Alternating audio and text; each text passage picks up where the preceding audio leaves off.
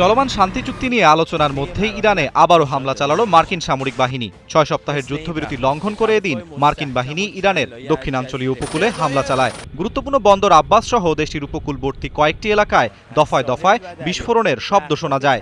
ইরানের ক্ষেপণাস্ত্র উৎক্ষেপণ কেন্দ্র, মাইন পেতে রাখার কাজে ব্যবহৃত নৌযানগুলোকে লক্ষ্য করে আত্মরক্ষামূলক এই হামলা চালানো হয়েছে বলে দাবি করে সেন্টকম।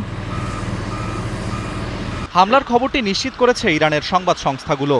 তবে এ ঘটনার এখনো কোনো প্রতিক্রিয়া জানায়নি তেহরান।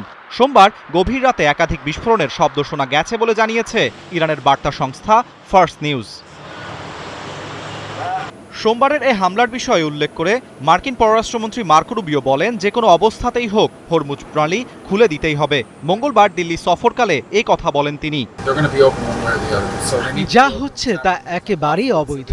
এটি পুরো বিশ্বের জন্য অনিশ্চয়তা তৈরি করেছে। এটা মেনে নেওয়া যায় না। কোনো দেশই এটা করতে পারে না। এমনকি রাশিয়া আর চীনও হরমুজের টোল দেওয়ার পক্ষে না। ইরান ছাড়া কোনো দেশ নেই যারা এই টোলের পক্ষে আছে। তাই তাদেরকে অবশ্যই টোল ছাড়াই হরমুজ খুলে দিতে হবে। অন্যদিকে ইরানের পার্লামেন্ট স্পিকার বাঘের গালিবাফ এবং পররাষ্ট্রমন্ত্রী আব্বাস আরাকচি সহ উচ্চ পর্যায়ের ইরানি প্রতিনিধি দল কাতারে পৌঁছেছে বলে জানিয়েছে ইরানি গণমাধ্যম। সেখানে শান্তি চুক্তি বিষয়ে গুরুত্বপূর্ণ আলোচনার কথা রয়েছে। আরাফাত ইসলাম, ৭১।